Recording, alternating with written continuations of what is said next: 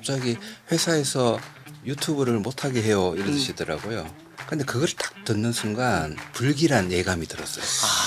불길한 예감이. 지금 그 예감 그대로 지금 우리가 지금 앉아서 이렇게 하고 있는 거예요. 저는 좀 기분이 나빠지려고 그러는데 저는 개인적으로 다른 사람의 손을 내밀어서 안 잡았을 거예요. 네.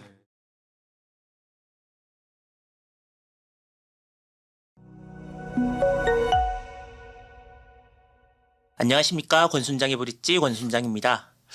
오늘은 세 명이 앉아서 하니까 조금 어색한 부분이 있는데 너무 어색해요. 맞죠? 고민을 해봤습니다. 과연 우리 세 명의 공통점이 뭘까 했는데 안경을 쓰고 있다는 것 이외에 제가 저로서는 찾아낸 게 없거든요.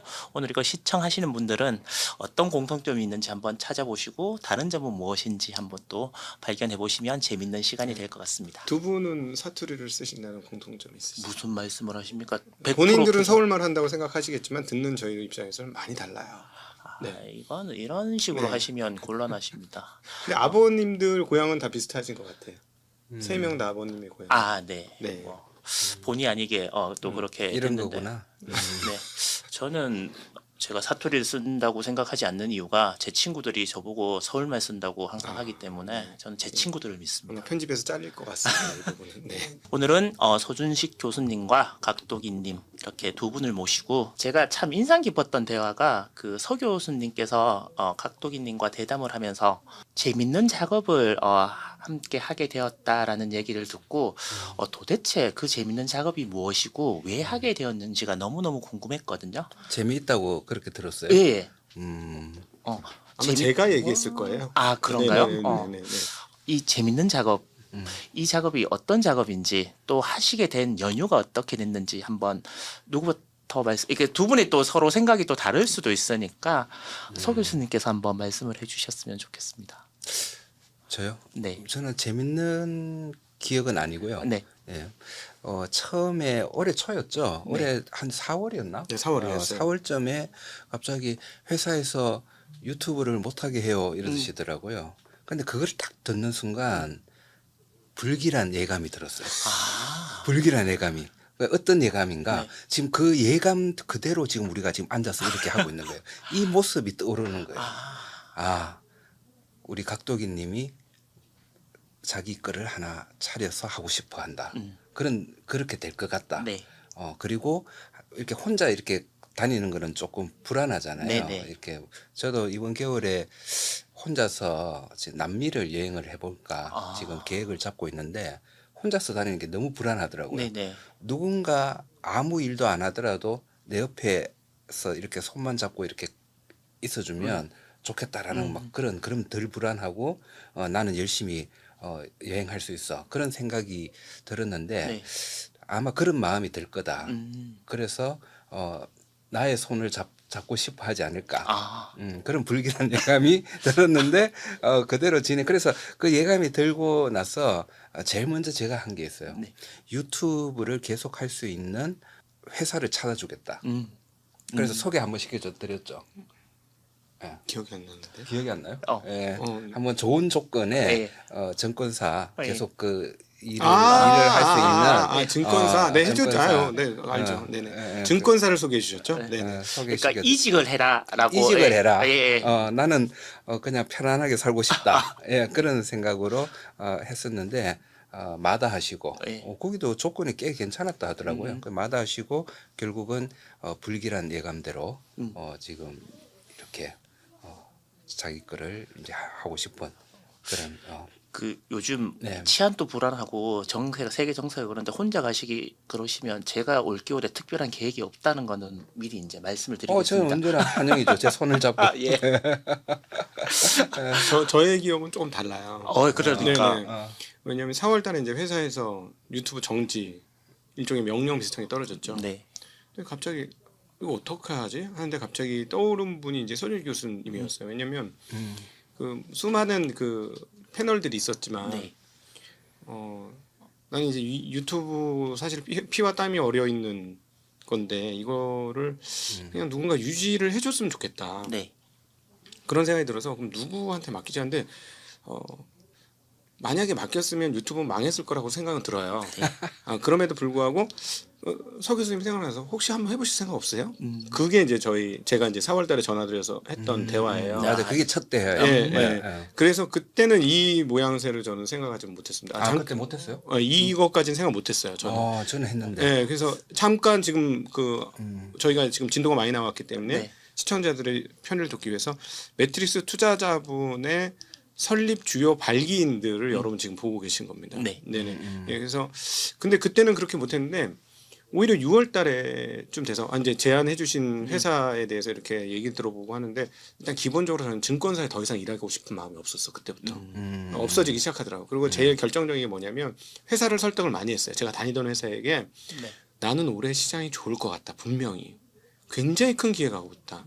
그 기회를 잡아들일 거다. 회사의 입장에서 나를 데리고 있는 게 굉장히 큰 이득일 거다. 내가 확실히 보여주겠다라고 얘기했어요. 설득을 했죠. 네.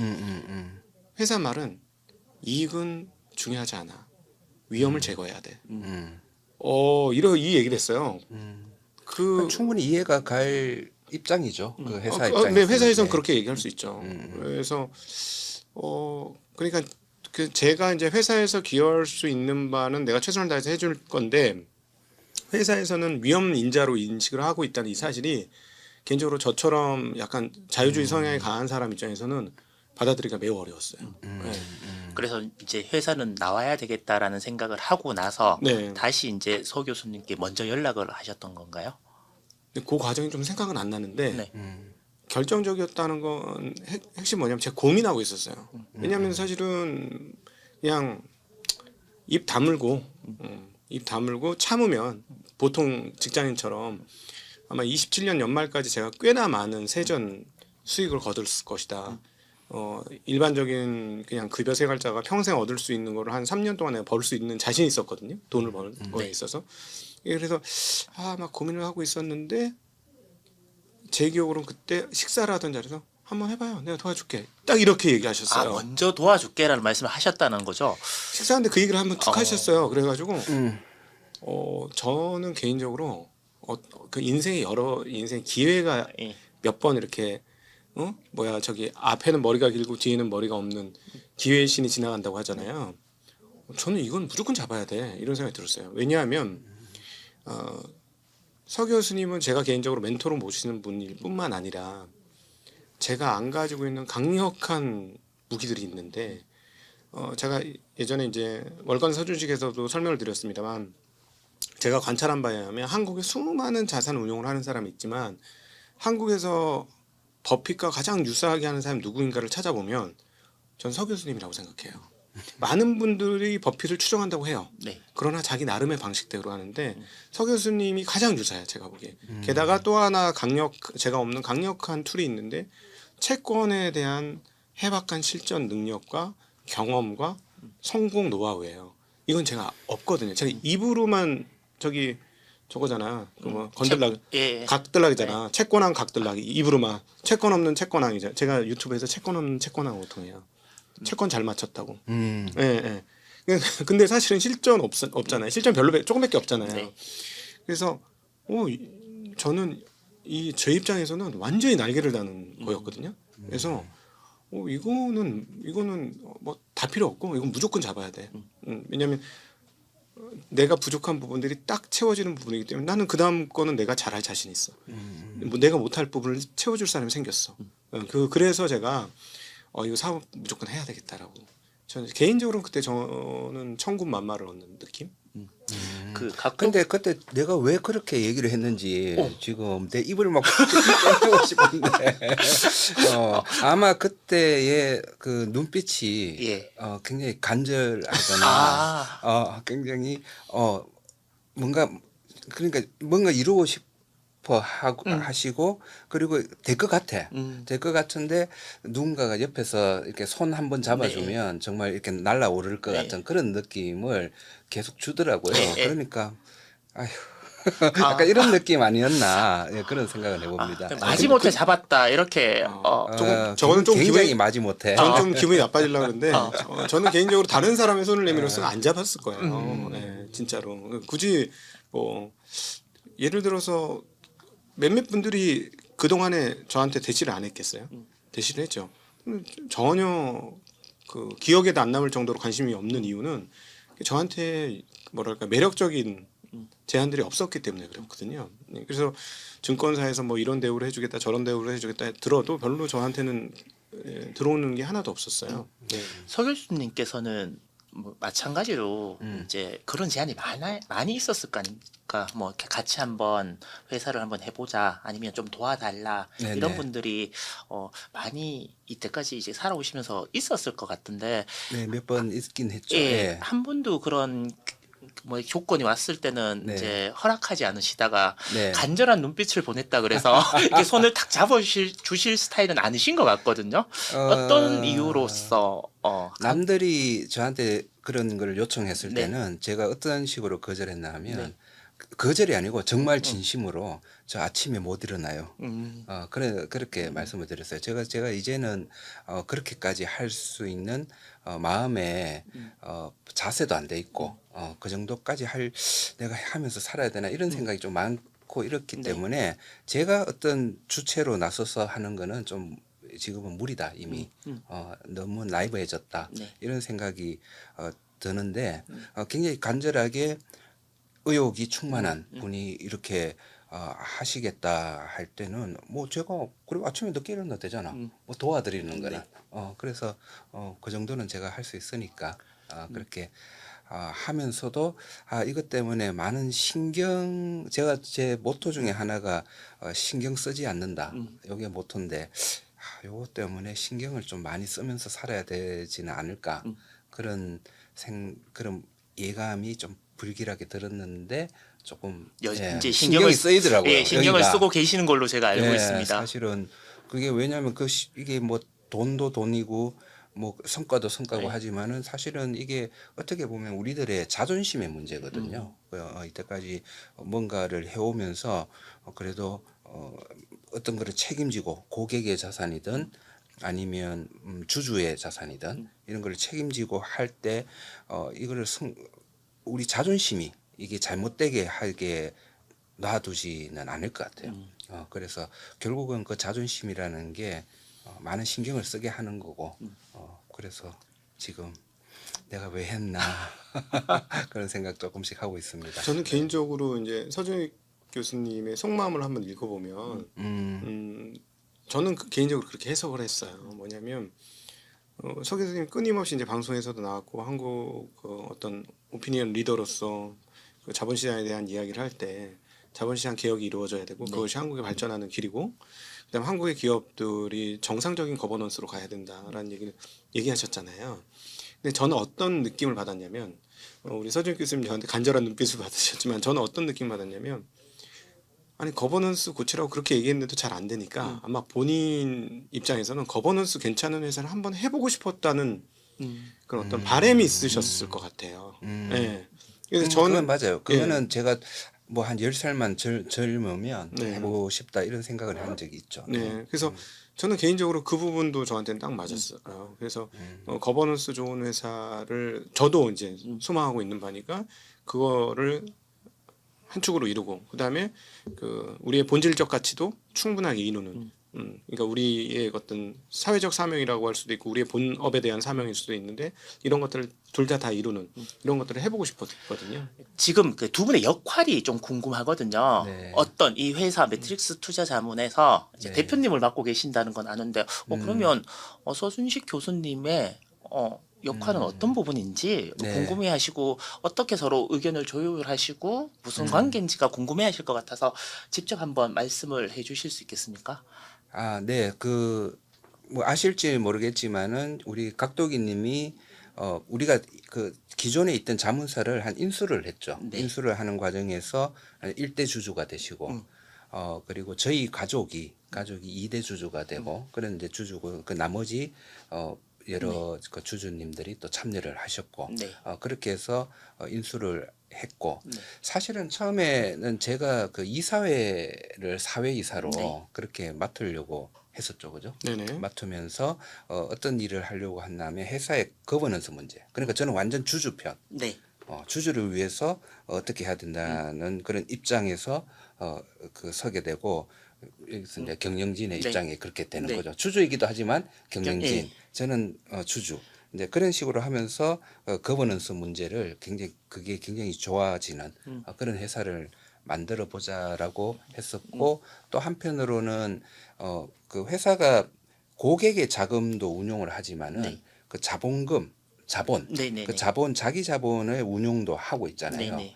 그런데 그 자기 자본의 운영에도 조금 자문을 좀 원하시고 네. 그래서 그건 좋은 생각이라고 해요. 왜 생각이라고 생각하는 게 왜냐하면 도기님이 그 자기 자본도 운영하고 고객 자금도 운영하고 똑같이 그럼 비슷하게 운영이 되잖아요. 네네. 그러면 성과가 좋을 때는 굉장히 좋지만은 이게 안 좋을 때는 굉장히 위험해질 수 있거든요. 네네. 고객 자산도 안 좋아져서 막 돈이 빠져나가고 자기 자본도 줄어들고 같이 예. 안 좋아지니까 돈이 빠져나오고 그런 상황은 상당히 위험하니까 사실은 이렇게 벽을 치고 좀 따로따로 운영하는 게 맞아요. 네. 그래서 굉장히 특히 또 자기 자본은 더 좀 안전하게 그 운영하는 그런 게 맞기 때문에 저한테 좀 자문을 네. 구해서 이렇게 해달라고 그렇게 하셨고 그래서 저는 이제 이사회를 맡으면서 그런 역할을 좀 하려고 했는데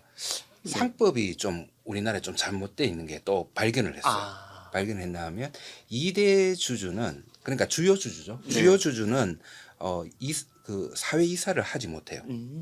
그냥 대주주하고 같은 편 이렇게 보더라고요. 무조건 예. 예, 근데 그게 말이 돼요, 그게? 어떻게 보면 2대 주주가 그 대주주가 이상한 짓을 하면 가장 피해를 많이 보는 쪽이 2대 주주잖아요. 네. 그런데 그 인볼브를 못하게 음. 그렇게 막아놨더라고. 그 요것도 나중에 좀 고쳐졌으면 좋겠다는 그런 건데 그래서 이게 사회 이사가 되지 못하면 어떤 식으로 이런 회사와 관계를 할 수 있을까 그렇게 고민하다가 제가 이번에 그래서 연구소를 하나 네. 차리게 되고 그 연구소를 통해서 그 연구소는 그 이익 집단이 아니죠.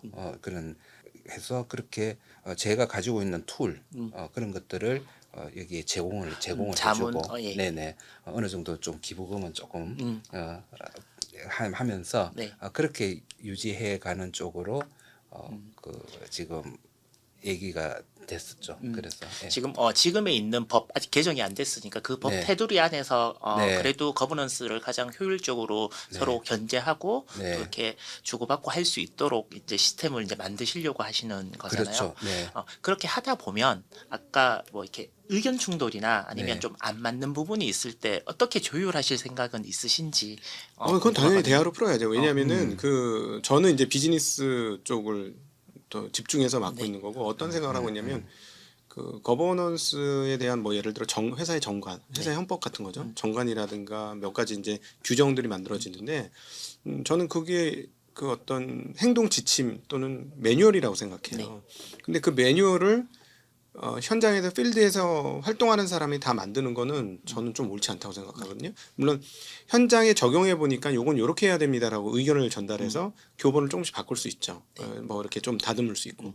그러나 그 잘못하면 현장에 있는 사람들은 어떤 편향에 쏠릴 수도 있고 그다음 욕심에 의해 휘둘릴 수도 있잖아요. 그래서 저는 그 부분은 오히려 거버넌스를 누가 옆에서 정해주고 그걸 따라서 그 교본 따라서 활동을 하다가 실전에서 이거 해보니까 이건 좀 안 맞는 것 같아요. 하는 건 이제 제안해가지고 협의해서 조금씩 고쳐 나가고 전 그게 맞다고 봐요. 그리고 일단 그게 마음이 편해요. 그게 마음이 편하고 옆에서 누군가 뭐 관찰자이자 감시자이자 도움자로 그 주주분들이 계시는 거거든요. 그러면 아무래도 행동이 달라져요. 행동이 달라지고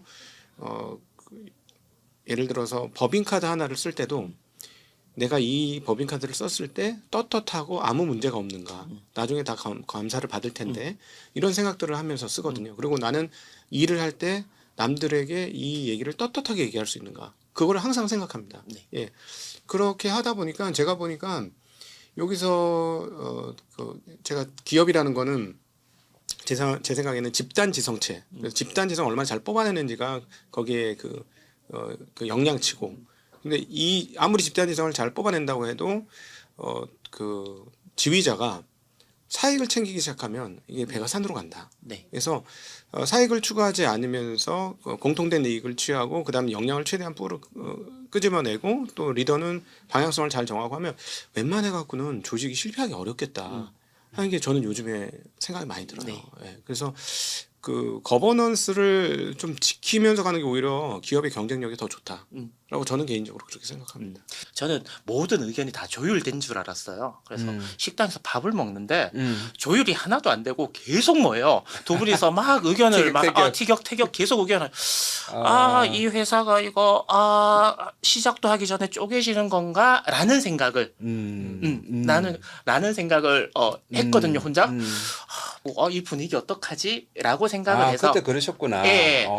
그래서 제가 이제 오늘 이제 이 자리에서 두 분이서 이렇게 하실 때 서로 서운한 감정은 없으신지. 이건 제가 먼저 얘기할게요. 네. 개인적으로 저는 우리 서진 교수님을 굉장히 존경합니다. 존경하고 그 얘기 많이 들었습니다. 개인적으로도. 제가 그거 일을 해보면서 이분이 굉장히 정확한 분이구나. 사실 항상 늦게 약속 시간에 도착하시고 그다음 매일 아침마다 전화하면 잠자고 계시고 뭐 등등등 해서 빈 공간이 엄청 많고 이렇게 되게 모든 게 러프할 거라고 생각을 했는데 딱 이 비즈니스를 시작하면서 이 설계도를 짜시는데 굉장히 정확하시더라고요. 그래서 저는 굉장히 마음 편했어요. 제가 오히려 그런 거 잘 못하거든. 네, 정확하게 딱딱 찝는 거를 제가 잘 못해요. 근데 저는 어떤 무엇을 해야 되겠다라고 목표를 정하고 실행하는 것들은 굉장히 잘하는데 이게 정확하게 무엇이 하고 딱 떨어뜨리는 걸 못하는데 그 부분을 정확하게 잘해주시고 그래서 제가 저희 아내한테 한 얘기가 있어요. 와 선유 교수님 하고 일을 해보니까 이분 약간 천재 같아. 정확해. 일처리가 매우 정확해. 그래서 아주 좋아.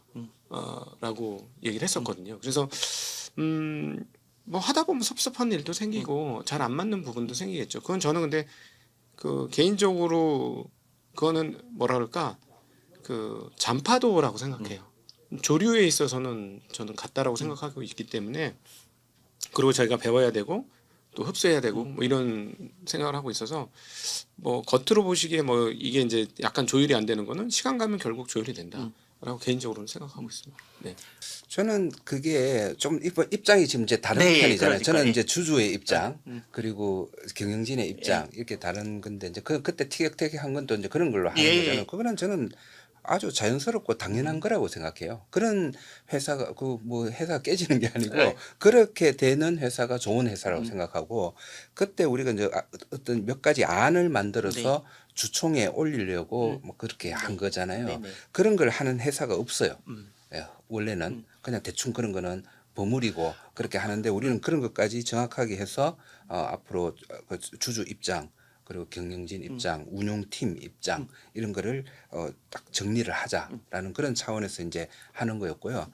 기본적으로 이런 지금 이제 1대 주주, 네.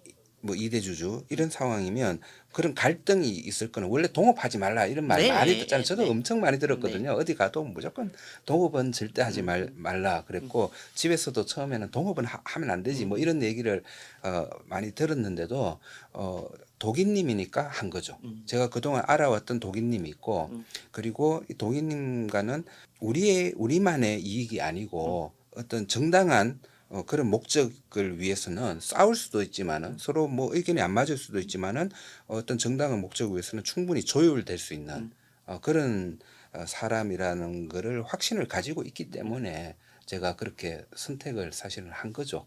제가 이때까지 여기 보시는 분들도 아마 많으실 거예요. 보통 법인 회사 이렇게 한다 그러면 내가 돈 다 내갖고 그냥 가족들 몇 명 해서 이렇게 해서 어차피 결정도 내가 하고 법인 어차피. 카드도 내 마음대로 쓰고 그런 회사를 제가 보고 이제 자라왔단 말이에요. 그렇죠. 제 주변에도 뭐 법인 회사 갖고 있다는 분도 다 그런 식이고 제대로 된 회의를 하는 걸 본 적도 없고요. 그냥 내 건데 뭐 이런 걸 보다가 막상 만났는데 야 이게 정말 법인 회사구나. 법인 인격체가 이런 거구나라는 혼자 돌아오면서 이렇게 약간 기분이 되게 묘하더라고요. 그러면서 인간적으로 두 분이 친하신데 저게 또 일하는 거하고는 전혀 다른 문제구나. 달라야죠. 네, 다른 문제구나라는 걸 확실히 느끼면서 한편으로는 두 분 사이가 멀어지시면 어떡하지? 이런 걱정도 동시에 이제 하게 됐던 거죠. 제가 이제 장단점에 대해서 한번 그 한번 분석을 해봤어요. 개인적으로는 일단 우리 서준식 교수님은 무려 한 40조 원에 달하는 한국 그 최고의 자산을 운용했던 펀드 매니저였고 그냥 단순히 이름만 아직도 그 얘기하노. 펀드 매니저가 아니고 최고의 수익률을 올렸던 최고의 펀드 매니저였고 그다음에 최고의 채권 전문가이고 제가 그래서 그 저희 고객들한테 표현할 때래요. 한국의 채권왕이 저하고 같이 손을 잡아주시는데 제가 왜 안 합니까? 해야지. 나는 그거 아직 능력이 안 되는데. 그러니까 그렇게도 표현하는데 그 틀에서 그 굉장히 큰 틀로 회사의 미래상을 그 이렇게 만들어 가서요. 이렇게 틀거리를 하셔요.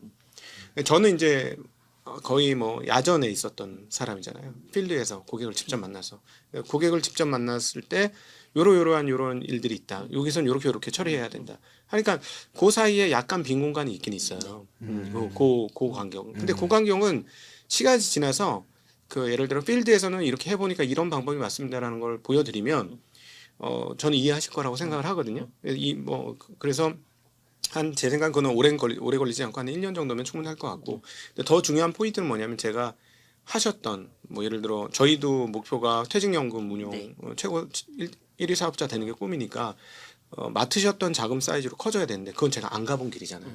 가보셨던 길이고 그러니까 이 가이드를 내려주시는 게 저는 일단 맞다고 생각을 하는 거예요. 근데 이제 필드에서 느꼈을 때 요건 요렇습니다 저렇습니다라고 의견을 제시하는 거고 그래서 큰 틀에서는 저는 개인적으로 결국은 저 방향으로 가는 게 맞겠구나 네, 그런 생각을 하는 거죠. 아직 왜냐하면 제가 안 가본 경험이거든요. 네. 그 저는 이제 조직을 짤 때 이런 식이었거든요. 도기님은 본인의 회사라고 생각할지 모르지만은 주주의 입장에서는 도기님뿐만 아니고 다른 역량이 있는 분들은 언제든지 우리 회사에 들어와서 같은 운영팀을 차리고 그렇게 할 수 있는 네. 그런 회사를 만들려고 저는 이제 기본 틀을 짜고 있는 거고 그래서 이제 그런 부분에서 좀 이렇게 한 부분이 있었죠. 네. 예. 이 사천 시대에 자기 자본은 어떻게 운영을 하실 거며 고객님의 자산은 어떻게 운영을 하실 건지 큰 틀에서 한번 여기 시청하시는 분들께 이야기를 좀 해주셨으면 좋겠습니다. 저는 사실은 이제 또 한편으로는 제 개인적인 재산들을 관리를 또 하고 있는데 올해는 7월 중순 네. 그때가 피크였어요. 네. 그때 피크였고 배당주들이 그때까지 엄청 오르다가 그리고 나서부터 제가 보유하고 있는 그런 종목들은 사실은 그때부터는 좀 약간 하락세예요. 네. 그냥 조금 빠져서 그렇게 가고 있는 거고 그러는 와중에 대형주들이 지금 네, 그렇죠. 많이 치고 올라가고 뭐 이것도 충분히 뭐 예견할 수 있는 그런 그 좀 뭐 상법 개정 이후에 외국인들이 많이 들어오고 뭐 이런 거를 할 수 있었는데 여전히 저는 기본적으로 제 성격에 맞는 그 채권형 주식 이런 쪽을 투자를 하고 배당을 중요시하는 네. 그런 투자를 많이 하고 있잖아요. 네. 하고 있고 지금 그때 피크에서 좀 내려왔는 이 중에 지금 요 와중에서는 충분히 매력적인 배당주들이 상당히 지금 많이 있는 상황이에요. 그래요? 그래서 네. 지금 4천이 됐다고 결코 지금 너무 올라가지고 전부 다 너무 비싸 이런 생각을 가질 필요는 전혀 없어요. 여전히 5% 이상의 배당을 주는 아주 성과가 꾸준하고 성과가 좋으면서도 5% 이상의 배당을 주는 네. 그런 주식들이 상당히 많이 있고요. 그리고 두 번째는 성과가 좋아. 성과가 좋은데 배당이 이때까지 너무 작았어. 네. 하지만 지금 최근에 배당 소득 분리과세 네. 이게 상당히 좀 적극적으로 지금 개편될 가능성이 높잖아요. 그러니까 이게 개편이 되면 그 기존의 배당보다 굉장히 몇 배의 배당을 줄 수 있는 여력을 가진 네. 그런 회사들이 또 많아요. 그래서 지금은 뭐 배당 뭐 2% 3%밖에 안 돼. 법규가 개정이 되면 6% 7% 8%까지도 갈 수 있는 그런 기업들이 상당히 많거든요. 그래서 그런 기업들을 중심으로 계속 지금은 움직이지는 않고 있어요. 네. 계속 그 자리에서 지금 왔다 갔다 하고 있는데 저는 내년도 초 아니면 올해 연말 그 정도부터는 이런 종목들이 그 배당 소득세제가 개편이 되는 그런 시점부터는 이런 쪽이 다시 각광을 받을 수 있다 이런 생각을 가지고 있고요. 예. 그래서 그런 쪽을 많이 지금 투자를 하고 있는 상황입니다. 거의 그 포지션에서 큰 변동 없이 그 네. 내가 잘하고 내가 잘 알고 나한테 성격에 그렇죠. 잘 맞는 그 주식으로 계속 가시는 거죠. 계속 그런 쪽이죠. 네. 알겠습니다. 각도기님께서는 저희는 지금이 사상 최고치입니다. 잔고 기준으로.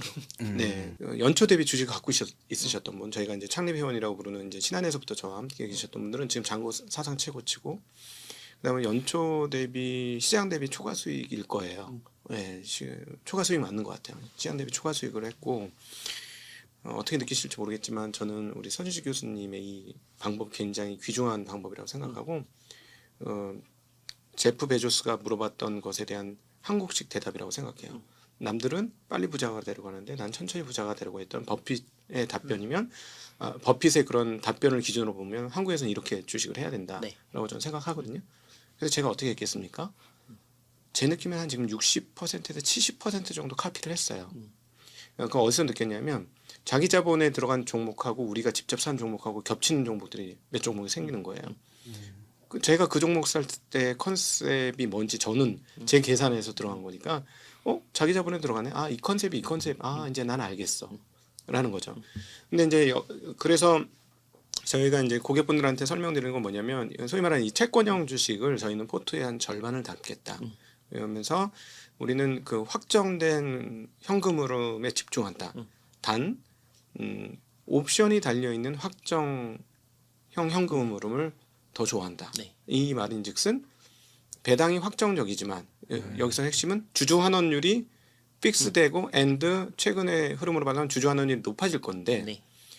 매출과 이익 성장이 지속되고 있는 기업 이러면 우리가 현재 예를 들어 5%의 배당 수익률이라고 했을 때 주주 환원의 증가와 매출 이익의 성장이 되면 배당 성장이 된다. 예, 그래서 배당 성장에 의한 주가 상승이 이루어진다면 이 부분 옵션이다. 네. 우린 디폴트인 배당에 초점을 맞추지만 추가적인 옵션이 있는 것들은 더 좋아한다.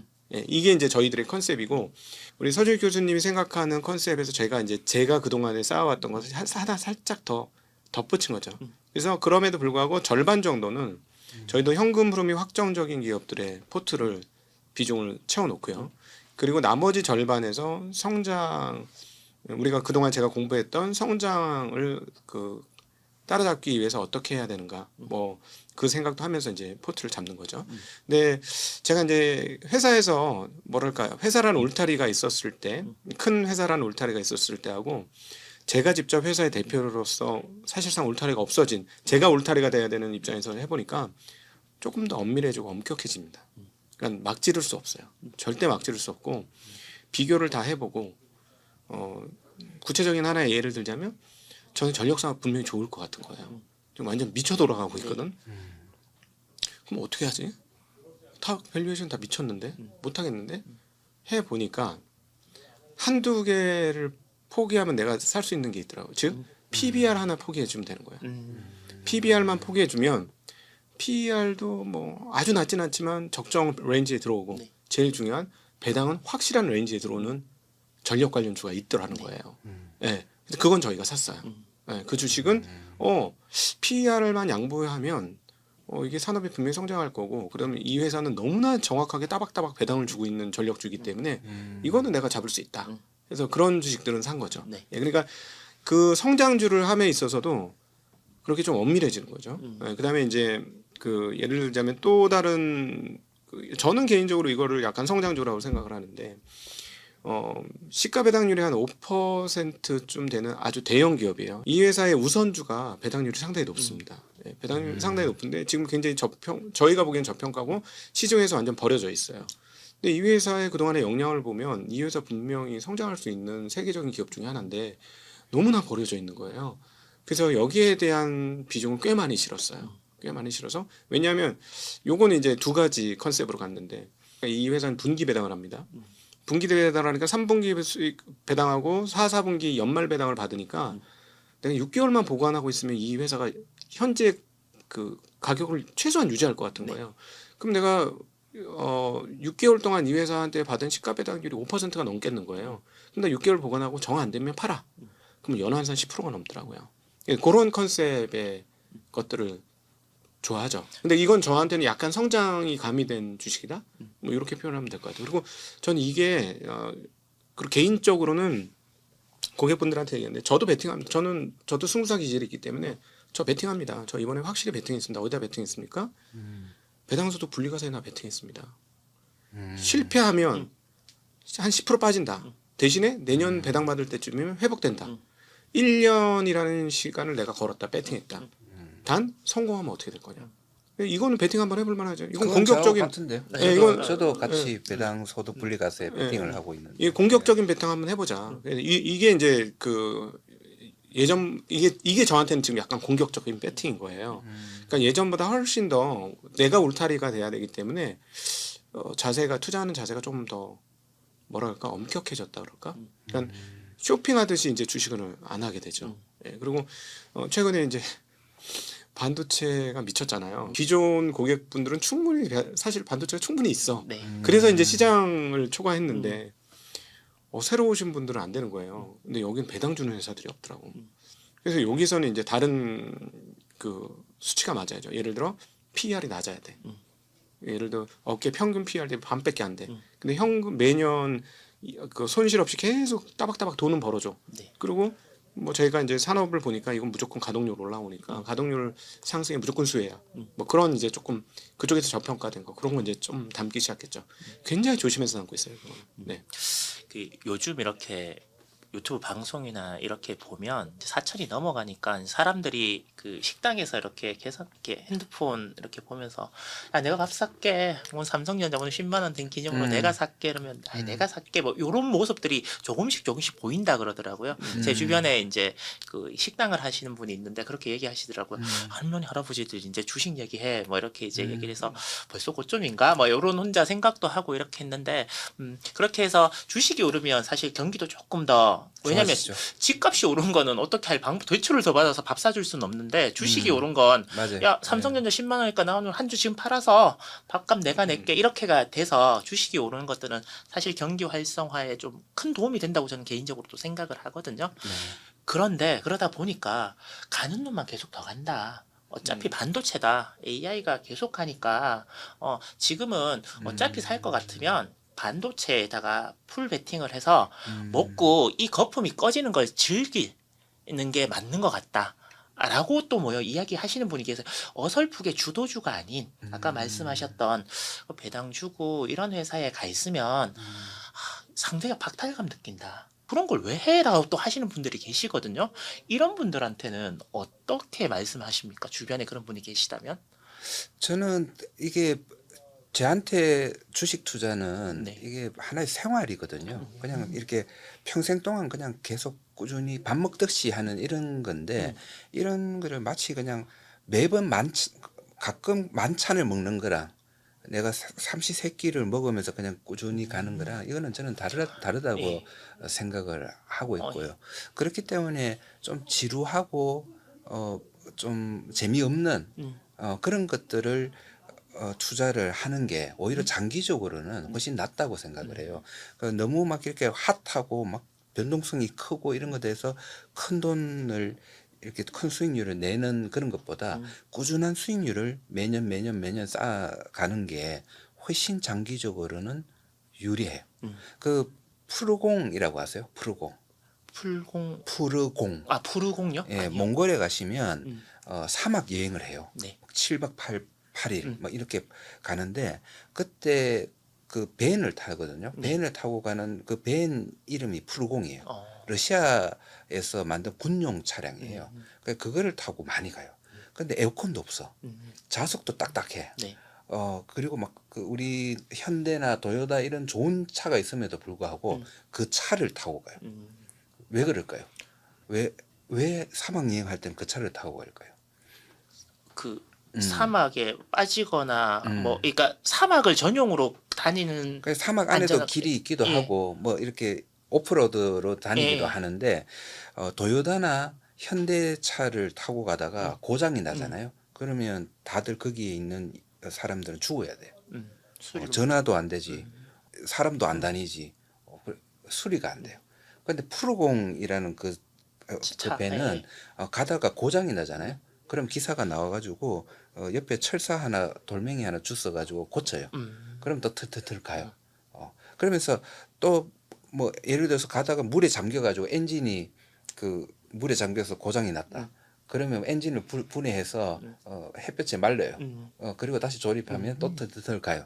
야, 이런 식으로 너무 간단하고 너무 단순하지만은 그런 우리가 투자의 길은 그렇게 막 고속도로를 달리는 것보다는 사막길을 달리는 것 같다고 저는 생각을 하거든요. 그렇게 달리기 위해서는 막 쌩쌩 막 아주 뭐 엔진 좋은 엔진의 그런 차보다는 그렇게 가다가 서면 또 고쳐서 갈 수 있고 그런 꾸준하게 탈 수 있는 그런 것들이 맞다고 생각하는데 지금 이거는 편집해야 되겠다. 되게 아니, 좋은 좋은 얘기. 되게 좋은 얘기신 것 같아요. 생각을 합니다. 네. 저는 그 밥 먹듯이 투자를 하신다는 말씀이 되게 네. 와닿는 게 저는 사실 뭐 생활을 주식으로 이렇게 생활을 하면서도 네. 그 생각을 해본 적은 없거든요. 네. 저는 이렇게 주가가 요즘 같은 경우는 저는 삼성전자를 지난번에 5만 원대에서 사라고 막 이렇게 추천을 했지만은 8만 원대에 사실은 다 매도했습니다. 매도하고 계속 오르니까 옆에 와이프가 밥이 입에 들어가? 뭐 이렇게 얘기를 하는데 그마저도 그런 게 너무 익숙해요. 너무 내 거는 잘 뭐 안 오르는데 뭐 주위 사람들은 막 엄청 오르고 이런 것들에 대해서 그것도 그냥 일종의 생활이에요. 뭐 그럴 때도 있고 사실 이 투자를 해보면 저 같은 경우는 10 중에서 한 2나 3 정도가 좋을 기간으로 따지면 2나 3이 좋지 나머지 7, 8은 상당히 고통스러워야 되거든요. 그렇기 때문에 그런 고통 그리고 남들이 나보다 훨씬 나을 수도 있는 이런 것들을 그냥 그러려니 하고 그렇게 견디고 있죠. 네. 그래도 시간이 쭉 이렇게 지나면 남들보다 높은 성과가 난다는 걸 알고 있기 때문에 예, 그렇게 될 거라고 믿고 있기 때문에 예. 제가 이제 우리 서준 교수님 노하우와 기분 어떠실지 모르겠는데 한 60% 이상 내가 흡수를 한 것 같다라는 말씀 좀 드렸었잖아요. 근데 저희도 이제 경험이 있는 거예요. 그 2021년 이전에 오신 분들은 그런데도 그래도 괜찮았어요. 코로나를 겪으신 분들도 괜찮았어요. 그 이전에 오신 분들은 좋았어요. 누적으로 나쁘지 않았습니다. 근데 제가 마음고생을 정말 많이 했거든. 같이 여기 겪은 사람도 있죠. 예, 21년 후반, 그다음에 22년 한 해 내내, 그다음에 24년도 후반, 특별히 24년도 후반이 굉장히 저한테는 상처가 많이 남았던 기간이거든요. 작년. 예, 아주 힘들었습니다. 왜냐면 그때 반도체 포트폴리오를 상당히 구축을 해놨는데 이제서는 웃지만 그때 그 경험을 다시 해라? 정말 하고 싶지 않은 경험이었는데요. 근데 놀랍게도 저희가 이제 그 보너스로 저희한테 자금을 맡기신 분들한테 퇴직연금 ISA, IRP에 대한 레터를 써서 보내드렸어요. 네. 이거 이렇게 운용해라. 그거는 뭐냐면 퇴직연금이니까 정말 거친 표현으로 뭐냐면 어차피 10년, 20년 후에 받을 돈인데 뭘 신경을 쓰냐. 내 깔겨 돌아. 배당 많이 주는 ETF만 하세요. 해가지고 기억나실 텐데 처음에는 은행 ETF부터 네. 시작했죠. 네. 그때 은행, 보험, 그다음에 아마 그때 건설 좀 들어갔을 거고, 그다음에 중간에 이제 조금씩 바뀌면서 증권이 편입이 되었고, 그다음에 지주가 편입이 되었고, 그다음에 그 반도체도 편입이 되었고, 이렇게 뭐 조금 거의 대체적으로 편하게 포트를 짰는데 저희 구독자분들이 그걸 따라했더니 수익률이 얼마나고 하느냐? 그건 납입이 되고 있는 물타기 되는 자산인데 21년부터 저희가 정식으로 시작했던 기억이 나거든요. 20년 후반인가부터. 그게 지금 누적 물타기 돼서 70%예요. 누적 수익률이. 그리고 많게 된 경우는 비중을 어떻게 운 좋게 조금 그렇게 맞추신 분들은 100%가 넘었어요. 지금 수익이. 신경 한 개도 안 썼어요. 그래서 제가 굉장히 충격을 먹었죠. 신경을 썼던 랩 계좌와 신경을 1도 안 쓴 이 그 퇴직연금 계좌의 수익률이 버금가거나 21년 이후에 오신 분들은 이쪽이 더 좋아. 매우 쇼크를 받은 거예요, 제가. 그래서 요 방법이 되게 효과적이구나라고 알던 참에 그동안 계속 옆에서 얘기했는데 속으로 얘기했지. 아유 그렇게 해가지고 언제 돈을 버시겠어요. 제가 더 빨리 벌 것 같거든요. 저 또 급해요. 아직 저는 없으니까 제가 더 빨리 벌어야 돼요. 이런 마음이 왜 없었겠어요. 했는데 그 데이터를 딱 보고 나니까 일단 마음 고생한 게 너무 아까운 거죠. 아 이렇게 할 필요가 없구나. 예. 그래서 그러면서 과거를 반추해 봤어요. 제가 과거를 반추해 보니까 제가 딱 정말 머릿속에 딱 박혔던 주식 하나가 있었는데 한국 쉘석유라는 회사예요. 그 옛날 한 꽤 오래됐죠. 한 20년 전쯤인가 이 회사가 시가 배당이 12%였습니다. 예. 근데 저는 시가 배당이 12%, 와 많이 준다. 이렇게 많이 주는 이런 것도 있어. 근데 저 그 주식 안 했거든요. 그때 코스닥에서 놀았거든요. 근데 그 주식이 주가가 한 10배 오릅니다. 네, 맞아요. 저도 예. 알고 있습니다. 예, 그래서 아 맞아 배당을 많이 주는 주식이 결국 안 오를 수가 없지. 그 논리적으로 따져보면. 그러니까 사업을 해보면 더 정확한데 배당을 줄 수 있는 회사라는 건 현금 창출 능력이 매우 뛰어난 회사예요. 회사로서 매우 탄탄한 회사라는 거죠. 그리고 비즈니스도 매우 좋다는 얘기예요. 그러니까 그래서 이제 굉장히 빠르게 저희가 이제 그걸 흡수했고 회사에서 내가 외피가 돼야 되는 상황이라면 나는 훨씬 더 안전하고 정확한 쪽으로 가야 되겠어. 라고 해서 회사 차리면서 아예 투자 컨셉을 그쪽으로 잡았고 그래서 이제 고객분들이 오시면 굉장히 목표 수익률을 안전하게 제시하죠. 옵션으로 올해처럼 시장 수익을 초과하는 경우도 있지만 이거는 그냥 옵션이 터졌을 뿐입니다. 예. 처음에 예. 책을 한번 쓰셨잖아요. 네네. 투자의 태도. 네, 맞습니다. 그걸 쓸 때 인터뷰를 한번 예. 했었어요. 했었는데 제가 제 목표 수익률이 15%다. 근데 복리로 15%면 10년이면 4배가 되는 그 속도잖아요. 그래서 저는 이제 그 얘기를 하니까 생각보다 낮다고 하던데요. 다른 분들에 비해서 굉장히 뭐 맞아요. 목표 수익률이 낮다고. 네, 그러고. 인터뷰한 분 중에 제일 낮았었어요. 그때 제가 4분 정도를 인터뷰했는데 수익률이 제일 낮으셨어요. 목표 수익률이. 보통 제가 이제 저도 그 사모펀드도 가입해보고 랩도 가입해보고 이러잖아. 그러면 이렇게 투자 이렇게 할 때 목표 수익률 란이 있거든요. 거기에 보통 7 아니면 8%였어요. 마이너스 안 나는 해를 만든다는 게 얼마나 어려운지 네. 막상 해보면 느끼는데 여기 목표 수익률은 꾸준하게 마이너스 나지 않고 그렇게 가겠다 이렇게 하는 거고. 아니 저는 저희 고객에게 바라는 것 중에는 밥을 사시는 분을 만들어 드리는 게 저희들의 목표예요. 네. 어디를 가든 밥을 사주실 수 있는 분으로 저희가 만들어 드리는 거 그리고 하고 싶은 일을 할 수 있도록 만들어 드리는 거. 네, 그게 저희의 목표입니다.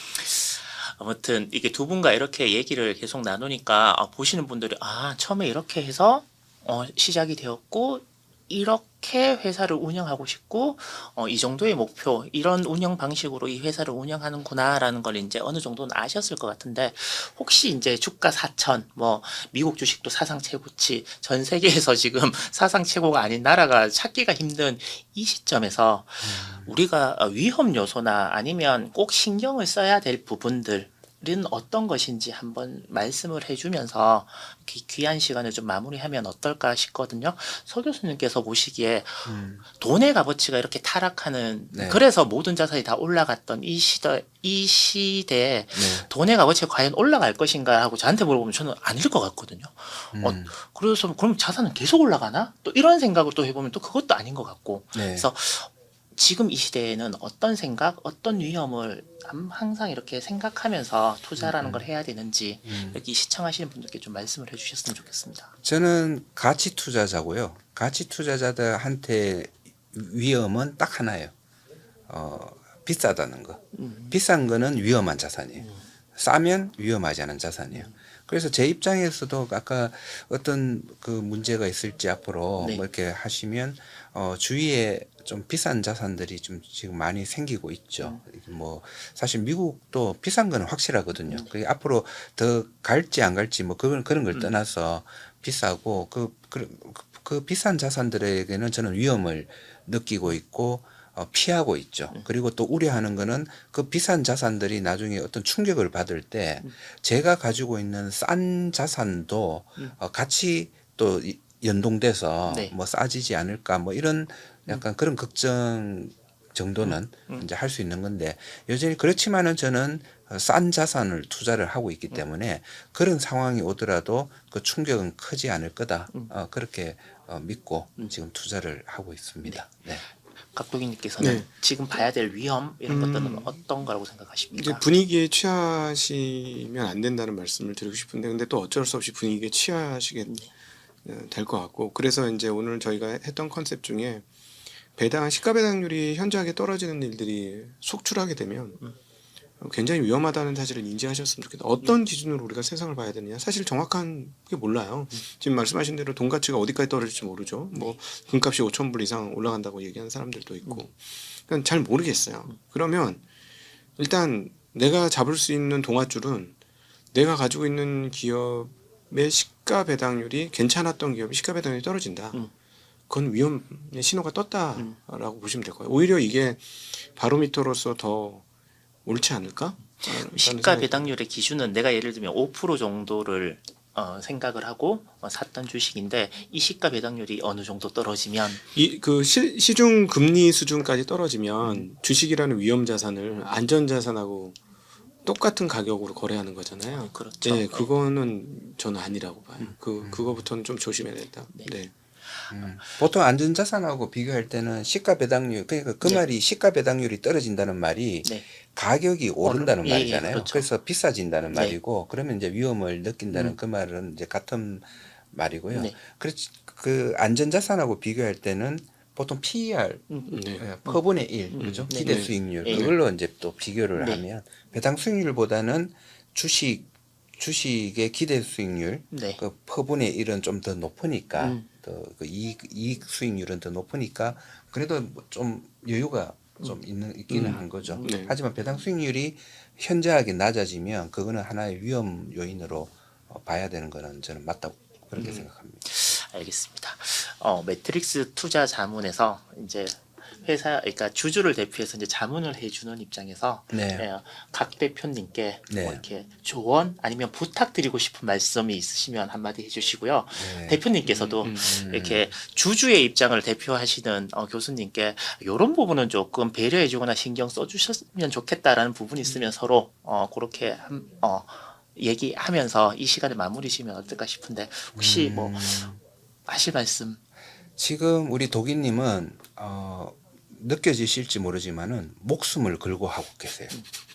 자기 인생의 모든 것을 걸고 계세요. 그래서 제가 옆에서 보는 제 입장에서는 든든하기도 해요. 너무 목숨을 걸고 저렇게 하니까 너무 잘 될 것 같아. 이 회사 너무 잘 될 것 같고 고객분들의 자산도 너무 잘 될 것 같고 그런데 한편으로는 그게 또 걱정이에요.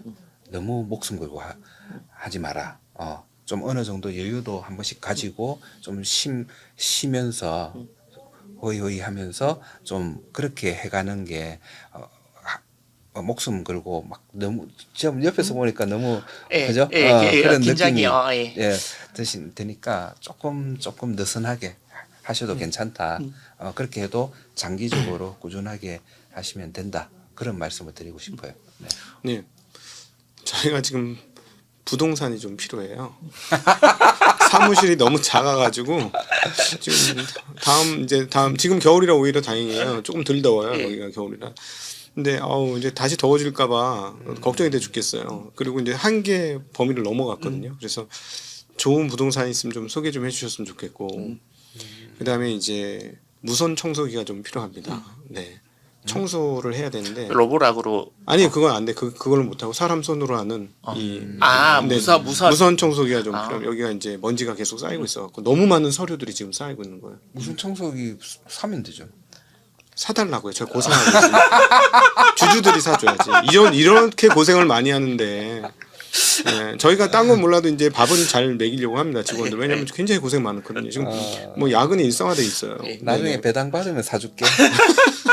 지금 이런 식의 갈등이 있어요. 그렇죠. 주주와 뭐 아니, 조만간에 주주 총회가 있다는데 네. 주주들한테 한번 얘기 한번 해보십시오. 예. 십시일반 모아서 예상했던 것보다 속도가 빠르니까 기대한 바대로 됐다면 좋은 부동산을 소개해 주시고 사달라는 얘기는 아니에요. 네네. 저희가 입주할 수 있는 좋은 부동산을 소개해 주시고 무선 청소기로 우리의 건강을 지켜주십시오. 네. 그게 지금 주주에게 네. 하시는 말씀. 네. 알겠습니다. 저는 이제 뭐 저도 주주이자 아니면 뭐 친구라는 표현이 어떨지 모르지만 저는 개인적으로 그냥 혼자서는 그냥 나보다 훨씬 나이가 많은 훨씬 아닙니다. 8살 정도 많은 형이다 이렇게 생각을 하는데 한 번도 개인적으로 이렇게 얘기는 해본 적은 없어요. 그래서 동생으로서 부탁을 드리면 너무 바쁘시니까 조금 생각하실 수 있고 좀 쉬실 수 있는 같은 시간. 말이네요. 네, 저하고. 똑같은 말씀입니다. 말씀인데 그 쉰다는 게 제가 여쭤보거든요. 좀 쉬셨으면 좋겠어요. 이러면 잠깐 라꾸라꾸해서 한 10분 자면 돼요. 책상 밑에 막 들어가서 주무시고 있고 막 그러신단 말이에요. 그거는 쉬는 게 아니고 쉬는 게 아니라고 저는 생각을 하거든요. 정말 가을에 단풍이 지고 단풍이 떨어지는 걸 그래도 뭐요 낙엽 한번 주우면서 오 가을이 이렇게 가는구나 라는 생각은 하실 수 있는 그 정도의 심, 그 정도의 여유는 좀 가져주셨으면 하는 바람을 전하면서 오늘 이 시간 마쳤으면 합니다. 감사하고요. 요게 조회수가 좀 많이 나오면 제가 두 분 바쁘시지만 잠깐씩이라도 이렇게 모시고 요런 시간을 좀 가져보도록 하고요. 조회수가 평균이다. 이러면 뭐예요? 그래도 한번 또 해보자라고 하고 조회수가 안 좋으면 이제 이건 안 되는구나 내 잘못이구나 이렇게 해서 월간 서준식만 계속 하는 걸로 그렇게 한번 해보도록 할 테니까 시청자 여러분 많이 도와주십시오. 저는 총숙이 필요 없습니다. 감사합니다. 감사합니다. 네, 고맙습니다. 안녕.